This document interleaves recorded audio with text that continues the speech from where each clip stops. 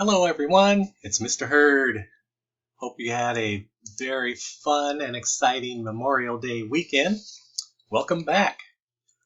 Just wanted to give you a heads up for this Thursday for our fun science class. Again, it's at 3:30 Thursday, and what we're going to talk about is air pressure. All right, the air pressure power. Can it really crush cans? Can it really control water? We'll come at Thursday at 3:30 to find out. The link is in Schoology, so go to Schoology, and then you'll see the link on the right-hand side. It'll say Mr. Hurd's Fun Science Class or something like that. All right, click on it, and you should be able to get in. All right, so this is a recap of what we did last Thursday with vinegar and baking soda. We made some fun bottle rockets. All right, we talked about how the week before we used bottles to mix up Diet Coke and Mentos. And what we found out is that it was a physical reaction due to the nucleation, right? The way that the surface of the Mentos was created. And we proved that by dropping a tablespoon of sand into the Diet Coke as well. And we also saw an explosion from that. So we found out that it is a physical reaction.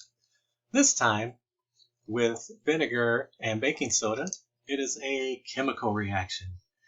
Now these are household items, and so we came up with some good uses for vinegar. Some of them were cooking, salt and vinegar potato chips. Matter of fact, after we were done with the fun class, I went to the store and got some. It's also good for cleaning windows, and it's also good for removing rust. Okay, those are just a few things. It's also good for more than that, but those are some things that we had talked about and that the students brought up in class. Baking soda is good for cooking like cupcakes. Yum yum.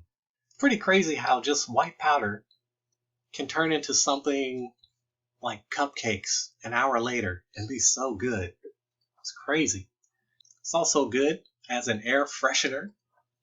My mother used to have an open box of baking soda in the refrigerator, and she did that to help eliminate odors that might build up in there. I've seen baking soda next to garbage cans, kitty litters. It's also in lots of other things. It's good for cleaning. It's also good for relieving sunburns, I found out. I haven't tried it, but it was pretty interesting. All right, so this chemical reaction. What is a chemical reaction? We talked about what it was. And I tell you, I asked the question, and the students nailed it. It's a process where you have one or more substances. You put them together, and it turns into a different substance. And that's what a chemical reaction was. And that was really impressive. So what happens when you mix vinegar and baking soda?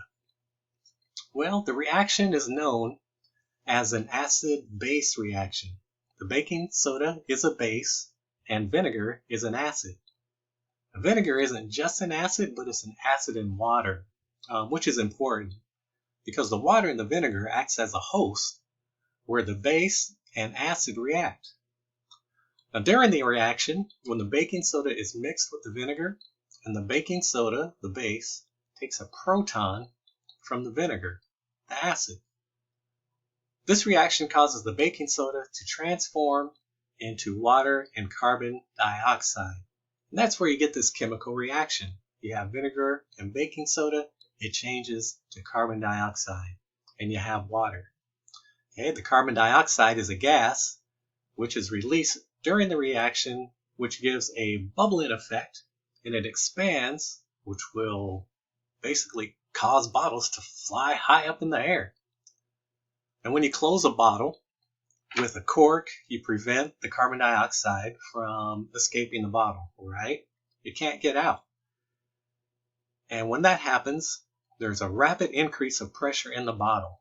The pressure eventually gets to the point where the cork can no longer contain the gas, and boom, there goes the bottle high up in the air.